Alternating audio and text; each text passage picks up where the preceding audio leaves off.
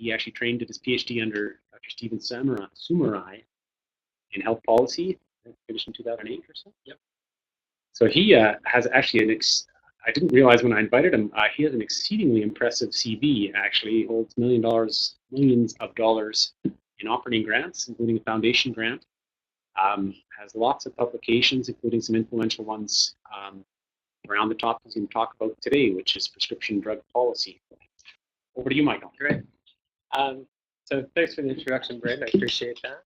And so I'm going to be talking today about a specific research project that we've done in our group over the last, I guess we've been at this one a couple of years. So this originally started as a project for what's called the Institute for Health System Transformation and Sustainability in BC, which was started by one of the health authorities. So Fraser Health Authority started this, and they were interested in kind of big picture ideas about how you might change the healthcare system with an eye towards sustainability.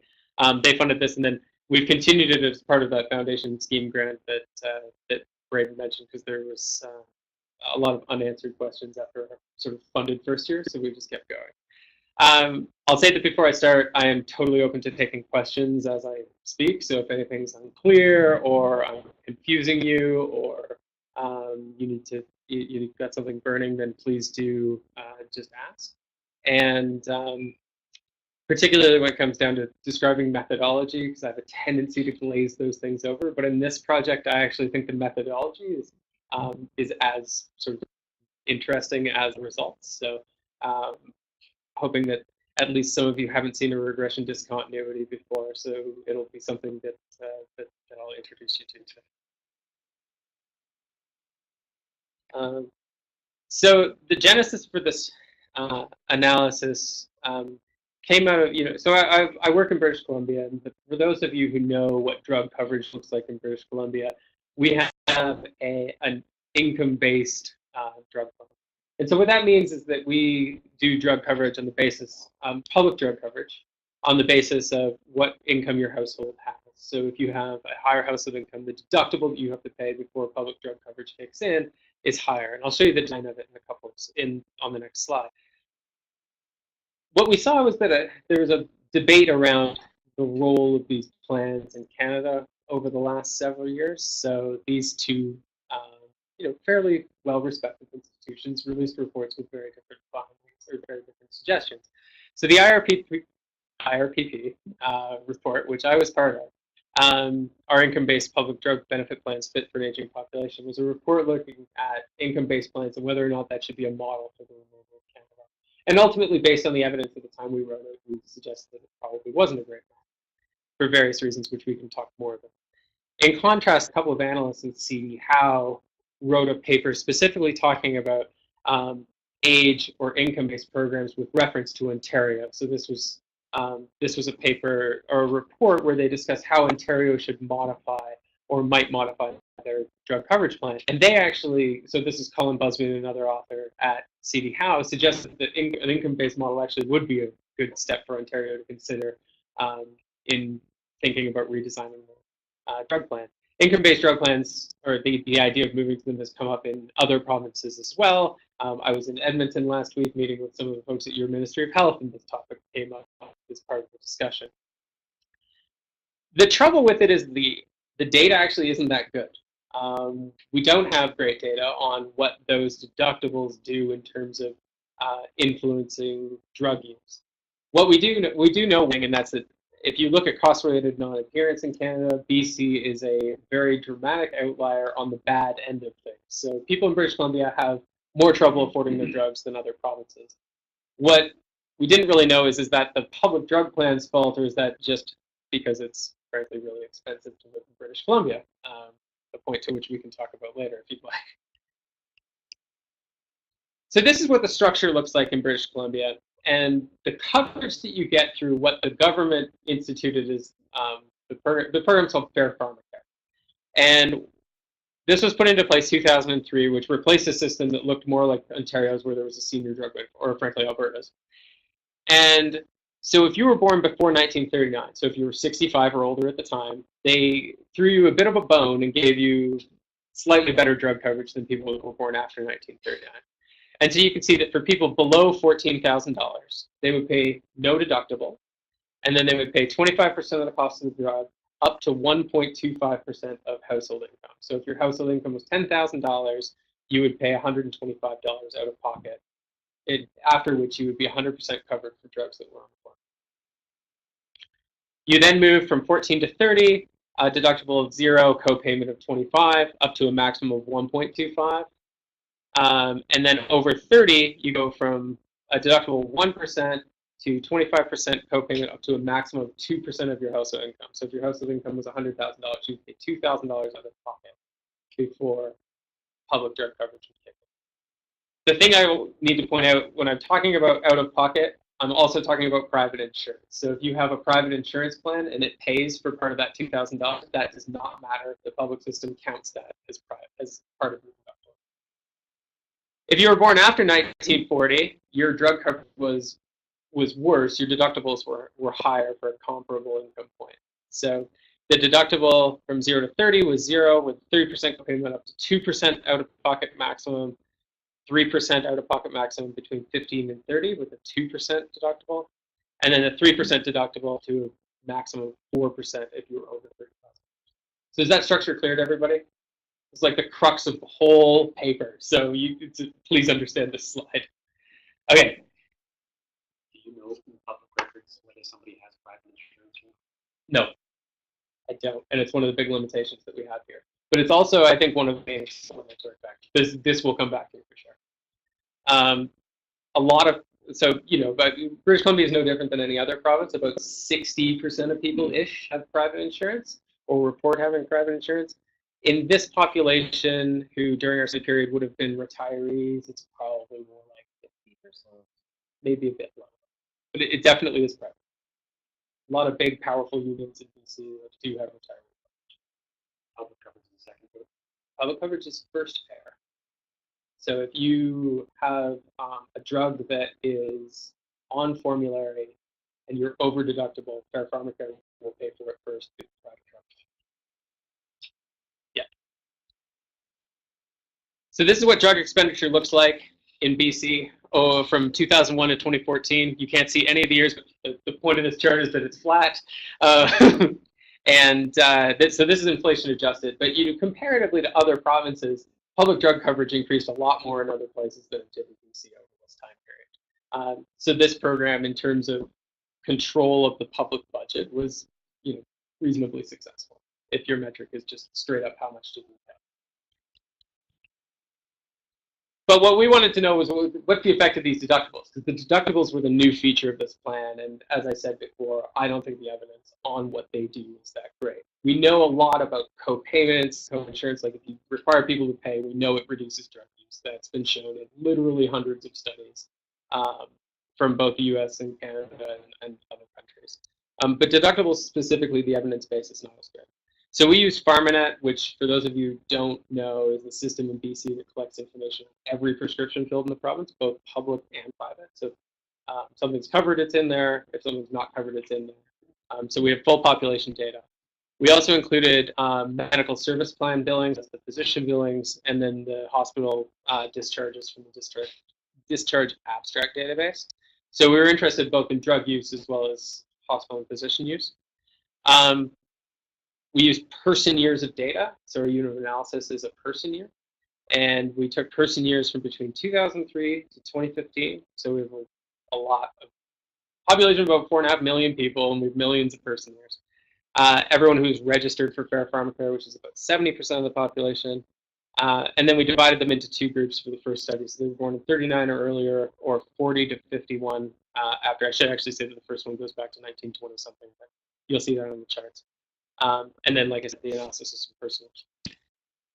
So what we did here is we tried to exploit the variation in the design. Because there's all these thresholds, it opens up opportunities for trying to get at the effect of the deductibles, because these are essentially quasi-random. You wouldn't expect drug use to vary between someone born in 1939 and someone born in 1940 for any reason aside from that difference in the deduction, right? So if you look at the trend in drug use cost up to 1939, you look for a break in that and look at it after, that you can attribute to the effect of the deductible. So this is the discontinuity and regression discontinuity, which again become clear when I show you the pictures.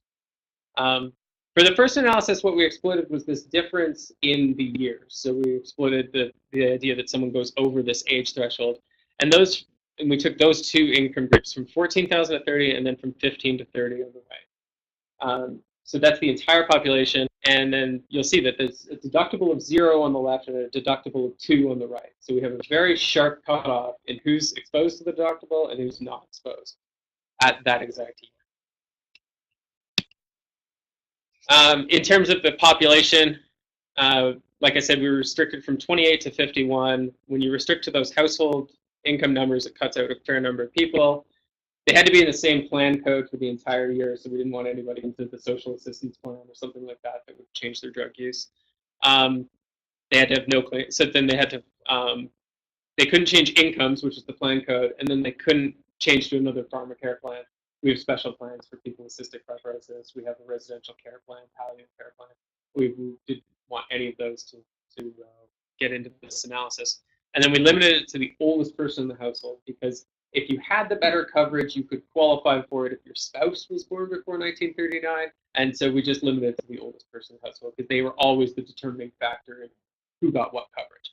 And so we were left with about 280,000 people who contributed about 1.2 million person years of data. So you see that our data is stable when you plot it out. So yeah, we only have one group from the previous plans, 14 to 30,000. They're all the same. No, their deductible varies within that. I'll talk about it in one second. It's easier when I show you the picture. Essentially, BC sets it up with bands. So there's bands of about $750. And if you're in this band, your deductible is this. If you're in this band, your deductible is slightly more. If this one, slightly more.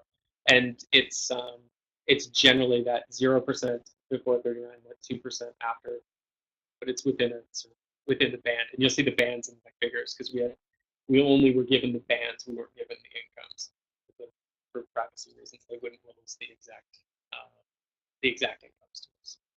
But it doesn't really matter, because your coverage is determined by the band. I could pull up a chart. I could pull up a table if you're so inclined. So this is the first figure, and so I'm going to use this as an opportunity to kind of explain again how the regression discontinuity works. So on the left here, you see people born in 1928 to 1939. Drug use decreases over that over those years of birth, as you would expect. Older people use more drugs. So that decline is completely expected. And you'll see that there's no deductible on the left there. And then you'll see at the breakpoint there's a fairly precipitous drop in fair PharmaCare plan expenditure. So this is the public drug plan expenditure. And the drop here, which is in my slide notes, is about $200 and some. So it's a fairly substantial drop in what the public plan is paying toward people's drugs at 1940, and then you'll see it declines again after.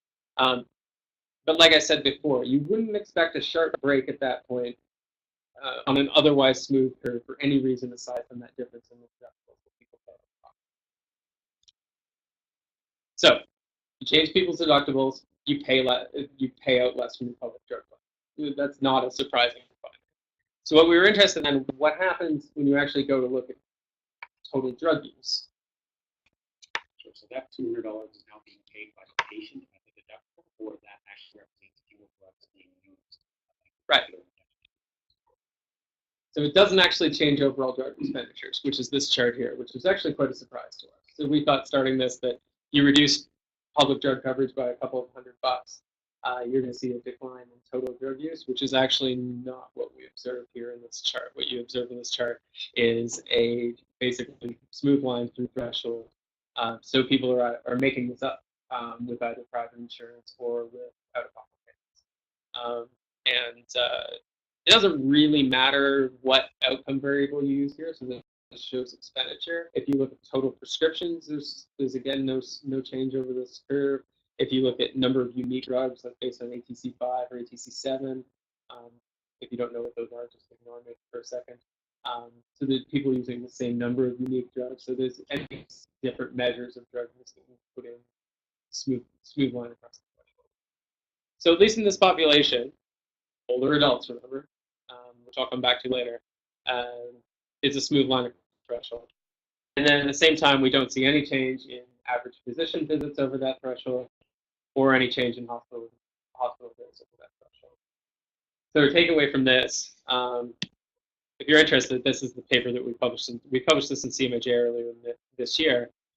Essentially, our takeaway from this is that change from 0 to 2% didn't have an impact on overall drug use in this group. We can come back to some of the limitations later, but I'll preface a few of them. The first is that you're already charging these people something. You're not going from nothing to a charge. You're going from a little bit of coinsurance to a maximum to a deductible plus coinsurance up to a higher maximum. So these people are still paying out of pocket across the board. They're older adults, and we know from prior work that older adults, like people over 65, have the lowest rates of cost-related non-adherence in Canada. So it's a population that tends to take their medicines and not have cost issues. And we can only tell for people born in 1939 and 1940. It's one of the downsides to regression discontinuity is it gives you what's called a local average treatment effect. So it gives you the effect of the change for that exact threshold, right? So we can say something about 1939 versus 1940. Doesn't necessarily mean we can say something about 1964 versus 65. That makes sense? So what's happened though is an estimated shift from the plans to the patient. That's right. That's right. But if you were thinking about it, let me not get into implications now. Let's talk about it later, and we can, because I have another analyses to run through. So that's the published. The next piece we haven't published yet, and we're still working on writing it up. And this is, I'd love to hear ideas because we've beaten this one a lot and not come up with what I consider to be a satisfying answer. So the next analysis we did was we tried to leverage these thresholds. So now we exclude the older adults to get the enhanced coverage, and we just looked at the population on the right, which is born after 1940, and we leveraged these changes from 0 to 2 at $15,000 and 2 to 3% of household income is deductible at $15,000 of household income and $30,000 of household income. And notably, those numbers haven't changed since 2003, but $15,000 is worth a lot less now than it was then. So they keep talking about modifying these, but they haven't, which is nice from a research perspective. But this is the next one that we looked at. And here's what the difference in fair PharmaCare expenditure looks like. So you remember the chart in the last one I showed you that 1939 was a very precipitous drop in how much the plan was paying. And we saw the same thing here. At $15,000, there's a fairly substantial change from when you go from no deductible to 2% of household income deductible. And then the next one you see a drop as well. Not as large, but still there. If you want to talk about progressive public programs, this certainly looks like one with more of the money going to the public programs. And then the one analysis that we have done right now is looked at these thresholds. So we looked at what happened when you went from 15 to just above. So these are people in the band at the high 14s and 15s. You see about 8% reduction in drug use in that group on the left. And there's a few things that I think are different about this analysis here. These are lower income people because you're talking about 15, not the entire band from 15 to 50. And they tend to be a lot younger. So these people were all obviously born in 1940, but a lot of people that fall in this group would be in their 30s and 40s, which, again, if you look back to the literature and cost related appearance, these are the folks that have more trouble before build as compared to the senior population. Interestingly, at $30,000, we didn't find any real modification. There's a slight decrease in the coefficient, but it's not statistically different from 0. So it seems like once you have the deductible, at least for people at $30,000 of income, adding another percentage point to it doesn't seem to modify things that much. This is total drugs. Oh, so this is public.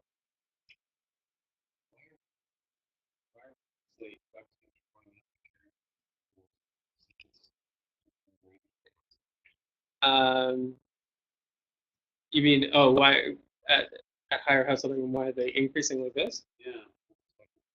Well, it does threshold out at about $45,000. We've added on that, so it does go down as you get higher. They're not age adjusted, so that's probably feeding into some of it because higher older individuals. And it may be, this is conjecture on my part, but it may be that even the public copay presents a barrier. But my guess is the major, which is certainly something that I know that age is smooth over this, but I think it does definitely increase. If I remember the charts from we checked to make sure that age and what else did we check?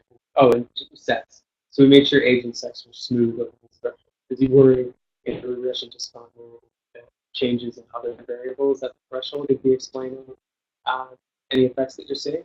Because basically you're trying to isolate just the drug coverage changing, and if the sex composition or the age composition changes in the same threshold, then you're potentially biased because you have more possible. It's the one thing that can bias this, or one of the things that bias this. So it is not. It shouldn't be that certain. So again, the message here: public drug coverage, big changes in how much the public program is paying out. But when you look at the total, people are making it up in one way or another through private drug plans, except at the lower income threshold, where you do actually see some impact on drugs. So frankly, that result on the left, I expected it to be bigger, and I expected to see it for all of these thresholds.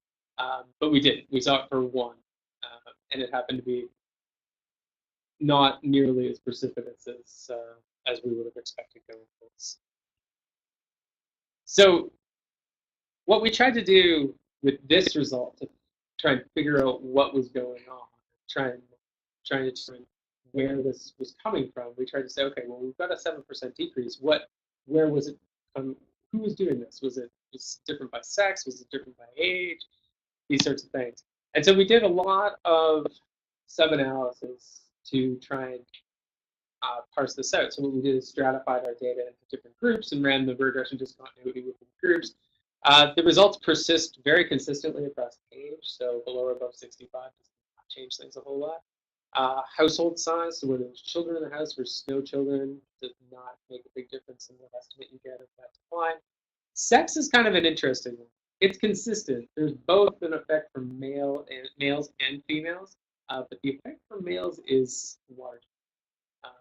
So men are cheaper when it comes to paying for prescription drugs. We tried to delve down into what drugs it was that men were not taking as opposed to women, but our sample falls apart. Because even with millions of person years of data, once you get down to try and look at specific causes, your data points are like an EKG or something like that. It just can't fit this in a smooth relation to it. Generics versus brands does not make a difference. And then we used the essential drugs list that the folks at St. Michael's have put together, and essential and non-essential drugs drop at exactly the same percentage, or what's deemed by the folks at St. Michael's to be essential. They drop by exactly the same amount. That result is very consistent with the copay literature, where anywhere from the RAND health insurance experiment to other studies, you see the drops in things that people would consider essential care versus non-essential, insensitive. The results do differ across PharmaCare benefit status. So if a drug is on the PharmaCare formulary, the drop is larger than if it's not. But again, that's what you expect if something's subsidized on the side of the threshold. You would expect that to non-benefits are just smoother. Yeah. Why did you do a sub-analysis?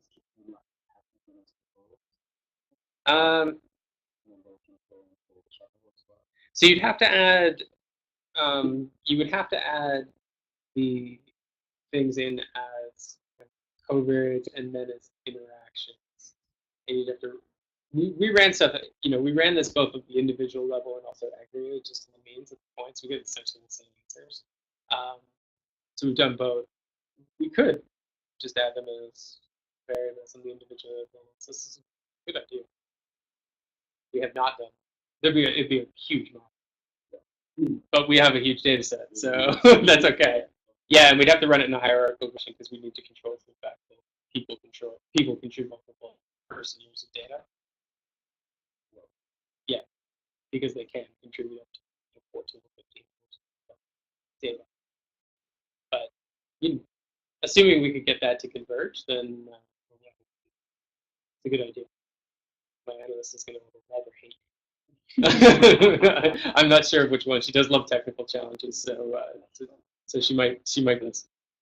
But yeah, all of these are just good on the averages because it literally does not make a difference. So what we did is, we just stratified them out because then you can make the chart really easily to have a sense of what's going on. Any other questions right now?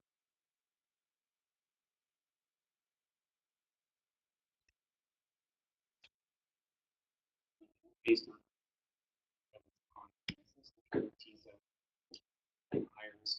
so what would you think? Like give me an idea of a population that you think is big enough to get some stability. Yeah, we tried a couple. We tried anyone with I forget the exact answer. We tried is 410 hypertension. Yeah. Or is it 401 that's hypertension? Whatever the hypertension code is. We did try to stratify out anyone with a diagnosis of hypertension. We took all of the subsequent years, and it's just too noisy. We don't get enough people.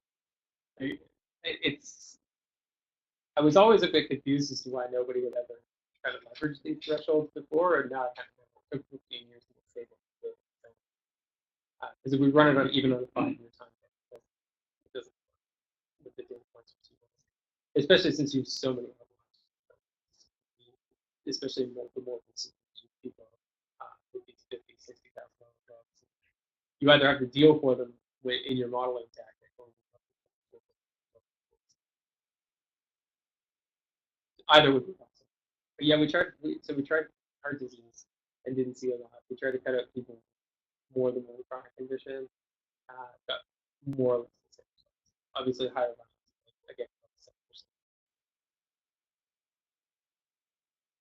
This group flag that you have that it lets you serve as a proxy as to whether people have insurance coverage, just picking up that. Yeah, the closest. The amount they pay at the pharmacy. Yeah, no, it's a shortcoming of PharmaCare. Yeah, we literally can't tell because we'll see what was submitted to PharmaCare, and then we'll see what PharmaCare paid, and then we'll see what the patient or preference. And you can pull the dispensing fee off from that, but that doesn't tell you exactly what you need. Because often the dispensing fee will PharmaCare approves.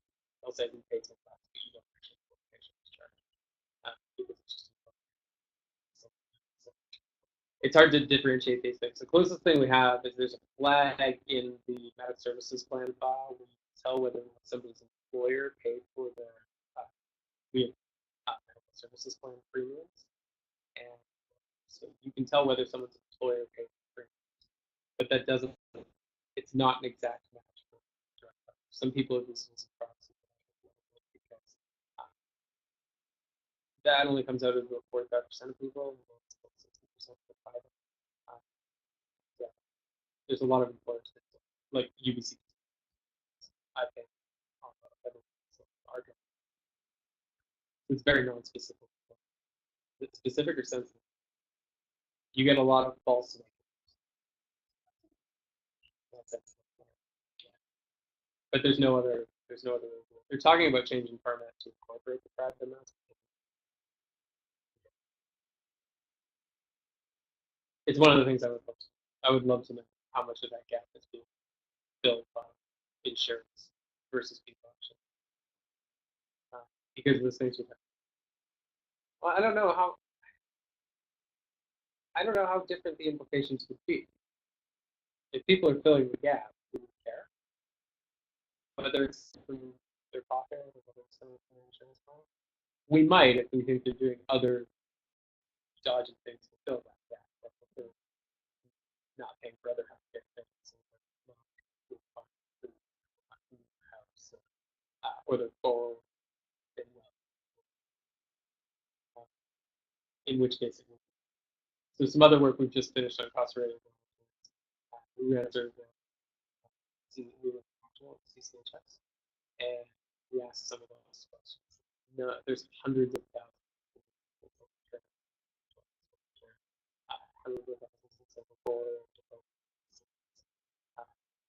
And so there's a lot of that. So you might care about. Yeah. So even the fastest data. Okay. Now, when you say even the solution part of that, I think very good. That you have some sort of self-selection bias because people who are sicker, who have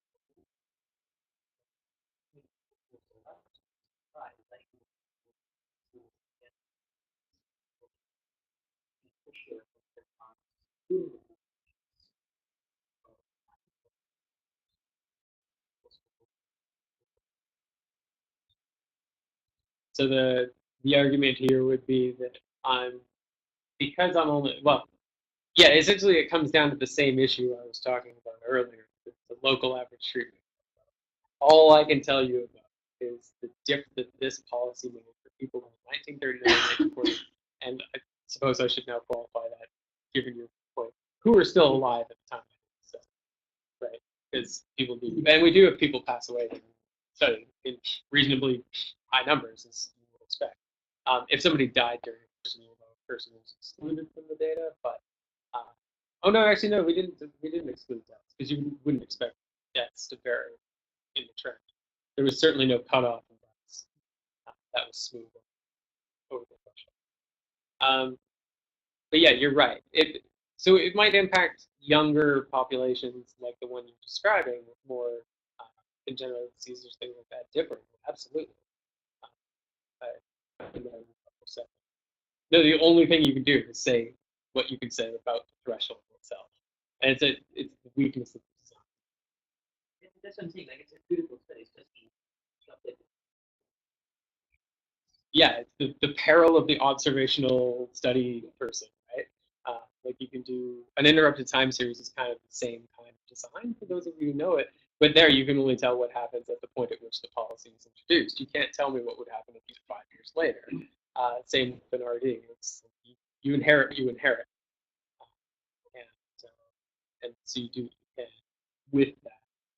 Now, I do think at the same time, like, these things, when you can do them, can be really powerful.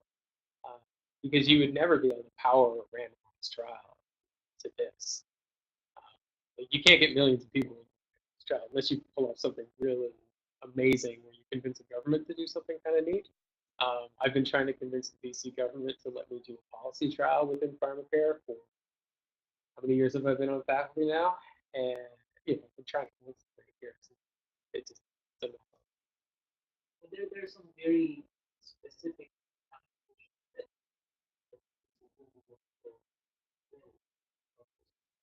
Sure. And doesn't have expensive medicines. Yeah.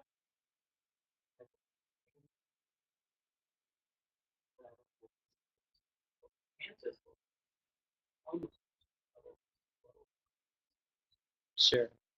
Yeah, cancer is all separate in BC. That's all BC Cancer Agency. I don't even get the data. That's sort of over here. Not this stuff.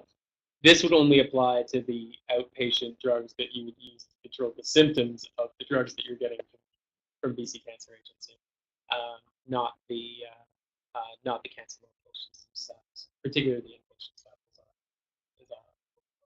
all. But yeah, and our results are cross-weighted non-adherence. We also asked, what people weren't adhering to, and cancer. What did you say earlier that this excludes people that have different types of plans because of diagnosis as well? There's only a couple of plans in BC that are diagnosis specific. So CF is and I'm trying to think of something.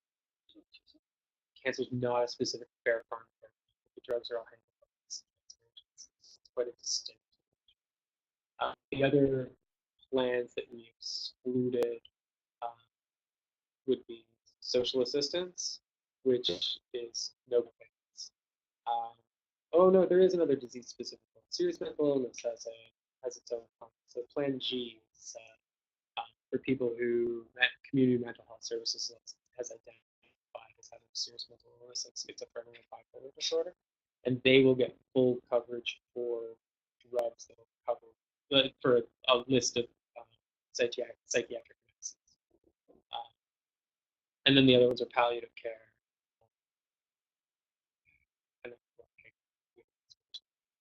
The biggies are palliative care, or not palliative, sorry, social assistance. The project originally grew up because the ADM, the assistant deputy who was in charge of the PharmaCare program at the time, said that I ought to do a study where I compare people on the social assistance plan to people on the normal plan to see what the deductibles did. And I said, well, I can't do that because it's going to be ripe for selection bias. But I can do this. And so that's how I started demonstrating. Apparently, I'm not switching slots. I got it. It's back. Yeah.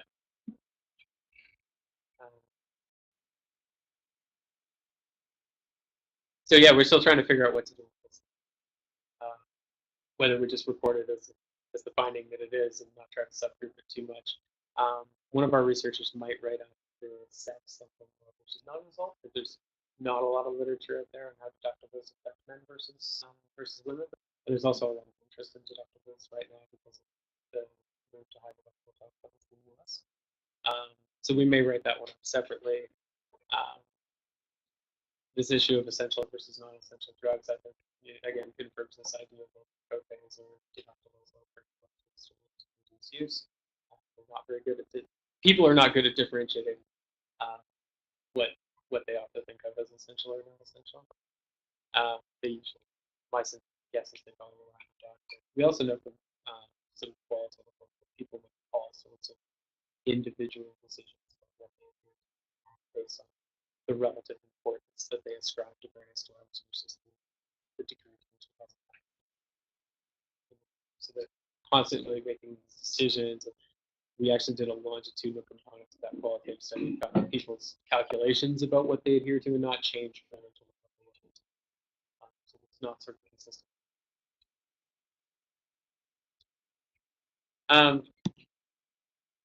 So I'll get into this. So in essence, the deductibles reduce public spending, and reduced overall drug use, but only at a lower income for younger population. And there's essentially only three cutoffs I can talk about. But the limitations, again, this comes back to this idea of the local average treatment effect. We can only tell you something about what happened at the threshold, and we have no information brought up of what I think are the key shortcomings. But the strength, I think, is that design. And so that design is one that I've been trying to use or think about in various settings. So I spent some time on sabbatical in Rwanda, and one of the things that I was trying to do with the group there working on HIV was to look at the effect of the threshold that they use to start people on HIV medicines. So if you know anything about HIV, they'll know treatment decisions are made on the basis of someone's CD4 count. And so what we tried to do with the records there is say, okay, well, 500 was the threshold at this period of time. People at 490 would have been certain, 510 wouldn't have been. And so therefore, we're going to look at what the effect of immediate starting of the drug versus delayed starting of the drug was. The trouble was that nobody had a CD4 of 510. You probably guess it. So you saw a big increase in the low, high 400s. Yeah. So it was not as clean. That's one. as the policy would have suggested. These thresholds are all over the place, particularly in clinical practice, when we face decisions on certain factors that change at particular times. So if you can populate something with enough data on that threshold, it's a nice way to use an observational study to get a fairly rigorous estimate of the effect of a policy or an intervention, at least at that threshold. And I've had lots of clinicians who seem to present this, say, oh, well, in my practice, we do this and this side, and I'm like, perfect, so it's great. And if it's a hard rule, then you can leverage that.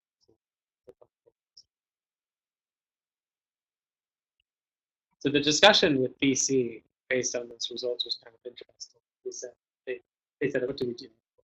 And essentially, I kind of gave them two things. The first was enhanced coverage is what it is. It's there. You're not going to change it because putting it into place in the first place was controversial enough. Changing it at this point is probably a non-starter. We have to just leave that one alone for political reasons. But we did suggest on the other side that they ought to think about taking that 50,000 threshold and to what number I'm not totally sure. Up somewhat because it does it is impacting drug use currently in the province. Inflation adjusted, I think it takes you somewhere to 20. But again, the study doesn't really tell us anything about where you need to move to before the effect. It will probably diminish as you. The other thing we said is if you need to make it revenue neutral, the fact that this 2 to 3 didn't seem to make any difference suggests that you might be able to put in another deductible threshold with higher incomes, like maybe at 60, you have a 4% threshold. Use that to generate revenue in order to offset the cost of increasing and you could then, I think, improve drug use at the bottom without changing the top because the 2 to 3. If 2 to 3 doesn't matter for 30, my guess is that 3 to 4 probably won't matter. That's an empirical question with data eventually, but that's sort of where we went with the suggestions. And then there's other implications that we can take into discussion. But that was this slide was the one slide what you ought to think about. You know, the people in the ministry have always known that threshold was affecting drug use. Early on in my time as a faculty member, they showed me the drop in the PharmaCare coverage at that point. And they, like me, thought that it would have a effect on total coverage. They'd never done the follow add in the total coverage. And so I think there's definitely some receptiveness to that. Ultimately, that's going to be a political decision. We have an NDP Green coalition government right now, holding on by the skin of its two-seat teeth. So, do I think they're going to do anything substantial in drug coverage over the course of whatever mandate they get? Probably not. But maybe. Part of their written agreement was that they were going to come up with a what they call the essential drug plans to improve access to medicines. And my understanding is that came about because the Greens had it in their platform. Whether or not the NDP actually feels it necessary to follow. In their 6 months in power, they haven't done a whole lot, which I understand is sort of similar from Fiona. Can you use this technique to predict what you're saying?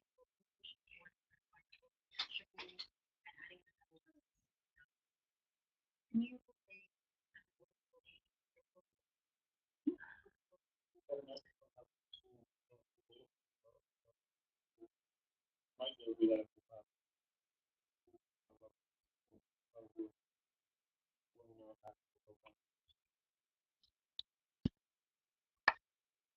Yeah, so one of the things you do with an interrupted time series, which has a lot of similarity to this, is you can project the line forward, right? The trouble I have with it here is if you look at these lines, there's parametric terms on these because they fit better at their curves, and that means that they would extend off to the sky if you went up to 60,000. I don't think that's actually the case.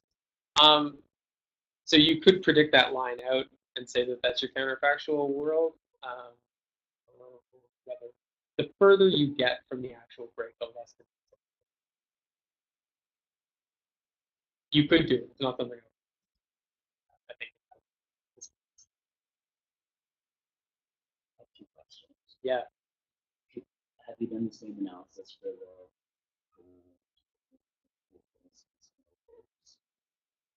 similar and similar calculations, right? Yeah, let me go back. So it's 0, 0, and then 1.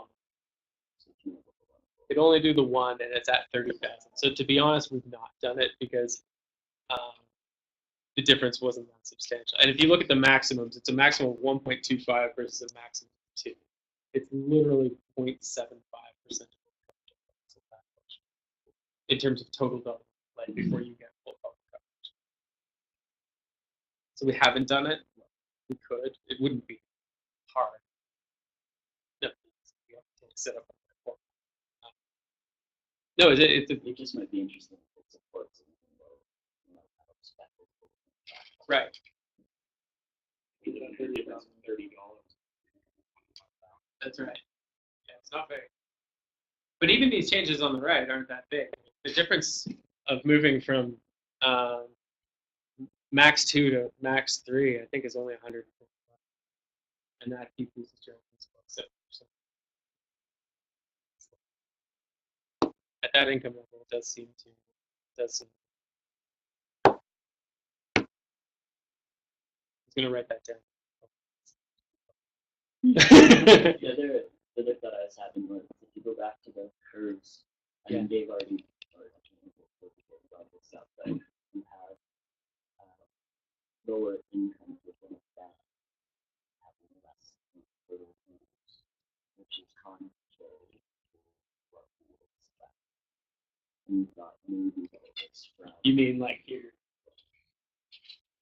Yeah, I think it's because it's not. Expect that to go down, right? That would be the expectation is that people at lower incomes are more.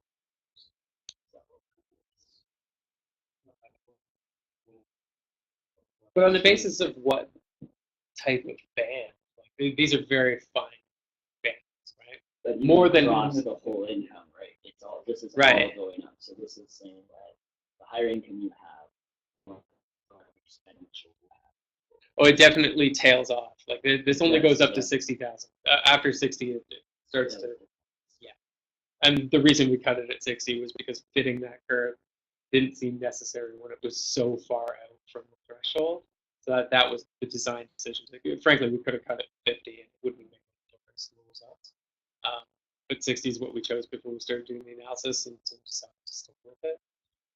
Yeah, the increase in turkey is at the bottom, and I think my explanation to Braden was what I'd probably stick with, is that it's not age adjusted, and I suspect we might see something different with the bloods. And also, the other studies that you see looking at income and turkeys tend to have pretty large bands, 0 to 10 or 0 to 20,000. So most people, well, that wouldn't be consistent with this chart, because those people who have different.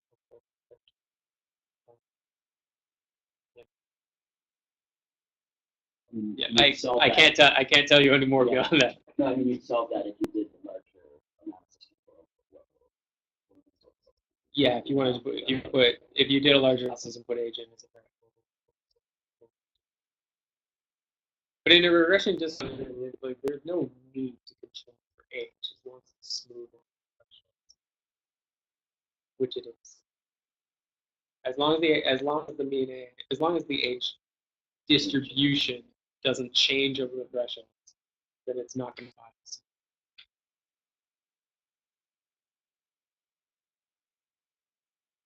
It's the same as like an interrupted time series. If something is constant over time, it can't bias.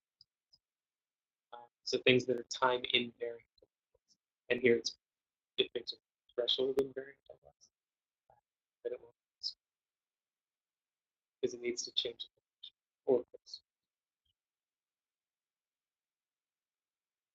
and we have somewhere in the depths of outputs from the programs the age curve.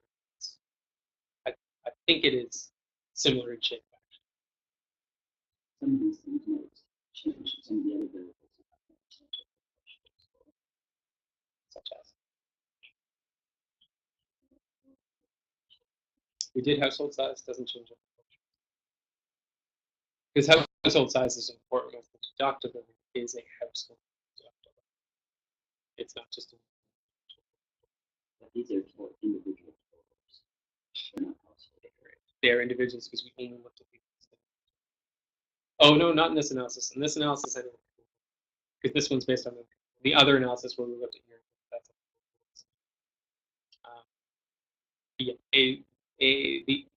the size of the household is we did those curves on just about anything I think that we could ascertain.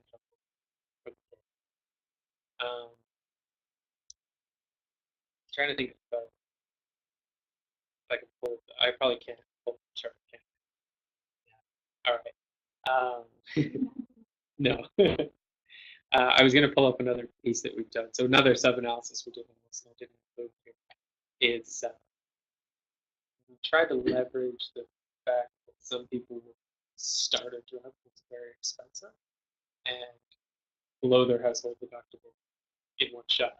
And especially for lower income people with a deductible, say somewhere in the $200 to $400 range, like if one drug can take that out easy. And what we did was we pulled out all of the individuals who started a drug that exceeded their household maximum and then stayed on that drug for a couple of years. So they started a drug that made their household surpass the deductible, whereas they had not surpassed it before. And then they had a couple of years of use of their drug. So essentially they went from having a deductible in their house to not having it. And then what we did is we looked at all of the other people in the house. So not the person who blew the deductible, but the other people. And their drug use goes up to about 10% after somebody else blows the deductible. That analysis has issues because we tease apart. It's only a few thousand people that have that pattern. And the changes in drug use don't. We've not gotten to a content in the numbers because drug use in that population. So you're talking about a 10% increase in drug use, but it's only actually a couple bucks because the drug use big one percent. So I don't know. I can show you the chart after when we don't have to deal with it. Yeah, it's another one of these like quasi-experimental things where it's something that happens that would affect your coverage, but it's not because of your health. You're not moving on to the.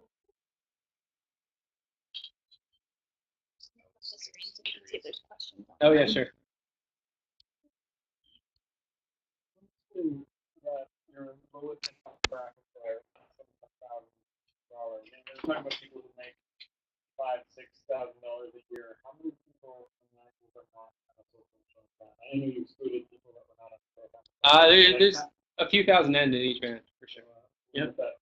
You know why that like I have no idea. When you assume if your income is $5,000 a year, you should be getting more than get their farm. Yeah, I don't know. That's the band they fall into, and these I should say that the bands aren't self-reported. The bands are based on CRA verified incomes from 2 years prior. So your tax return literally determines your growth for the 70% of people who signed up for CRA. The other 30%, the CRA doesn't send their tax info to the province, and as a gift for doing that, the province gives them 10,000. They fall into that. So the highest band is 300,000 and above, and that's a 10,000. But the sign up isn't a big factor because literally you sign up once and you sign up for life, unless you choose to revoke it for some reason. But we do, yeah, about 70% of people have signed up, and that number is going up because private care plans in BC are actually starting to require people to sign up for fair PharmaCare because it's first pay. So it acts as a bit of a reinsurance plan for people, particularly people who are using expensive drugs that are not covered by fair PharmaCare. So all of them. Any other Questions? Think people have some nice ideas to get home. So thanks for that. I want to see if there's questions online. Please feel free to type them in. Yeah. So Stephen Sumerai, back 10 years ago, was looking at this as the deductible system was put in place, and he was typically taking a target population, people who had an MR, people who had COPD, looking at what happened that they introduced that plan. I guess what you're saying is, could those people be particularly at risk of needing medication, particularly I like your previous research in CHS surveys also said that pharmacies were stopping medication. Oh, sorry, no, here it's definitely much higher. So can you pull out some of those populations that are maybe at higher risk and see if the effect is this effect is Yeah, let me go back and look at what we've done before. I'm sure we've done some of this stuff. my recollection from what he showed that after an MI, you were just as likely to start chronic medication, regardless of how much you have to pay, but you're much more likely to fall off the next year.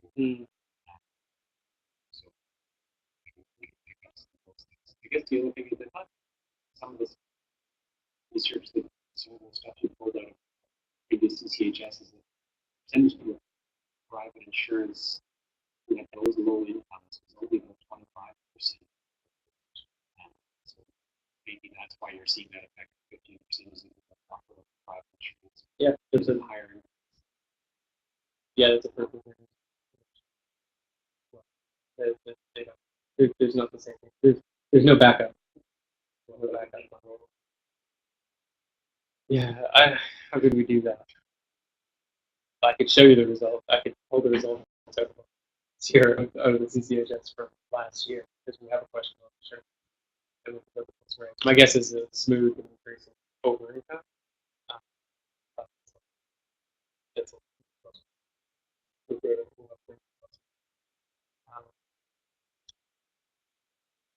would it be that much higher at 30,000? But the change at 30,000 is small. I wish it would more threshold. No, I didn't. But yeah, my guess is shield, which is again one of the older ones, are probably shield. Because the average age in the before 39 versus after 39 analysis, the average age is something like 64. Because we 12 years, and people die. So the average age is actually still. There's more person who's contributing. A good chunk of that population. Last questions. One of the different things after expenditure ones where I was like kind of affordability. I didn't talk about the other things that $400. Somebody who has $400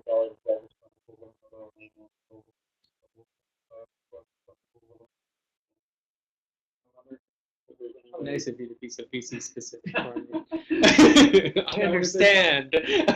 Some way for for you control for projecting what somebody's expenditure might be, quantify what burden they expend for. At the same income, somebody living in Vancouver is going to have very different disposable income than someone currently in Canada. Which is again why I think. Oh, sorry. I will repeat the question. Yeah, so it would be hard to quantify that on the basis of just a CR tax return. I can't calculate what's in the disposable income.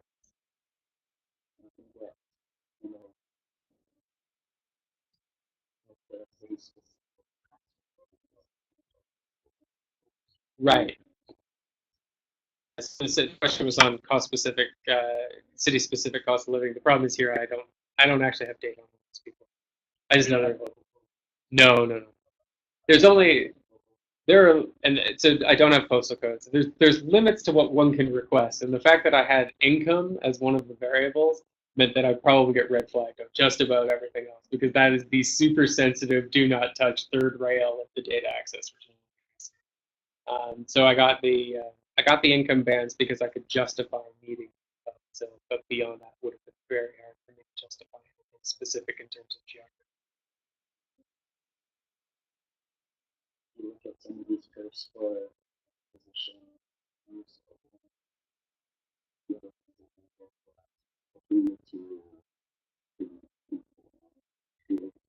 Yeah, so the question was whether or not we've done the same curves for the income on the physician and hospitals. We have, and they're smooth across. Not in as convincing a manner as the prior analysis. They're a little bit noisy, but not significant. But they're not super compelling either. I can pull them up after. But they're certainly not as convincing to me. There's something going on around $10,000 of household income. That group has always been high in terms of their drug use. You can see there's a slight tick up here, but you guys can't see the points because they're managed here. But $10,000 seems to have something associated with higher drug use and hospital physicians. We've never been able to fully determine what it was. When we dropped out, that was originally the source of our decision to remove the other plans, and that diminished it a lot. We were trying to figure out what population it might be that's high around 10,000. It's not just at 10,000; it's kind of percent too. We never really figured out who's making around $100 a month. If anyone has ideas, welcome. It's the best we could come up with was the straight CPP. And you're retired with nothing.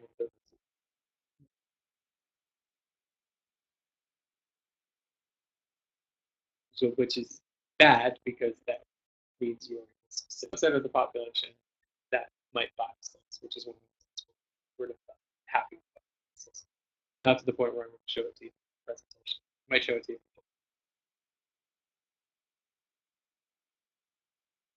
But we can't drop the people with CPP because we don't know who they are. Great. So thanks very much.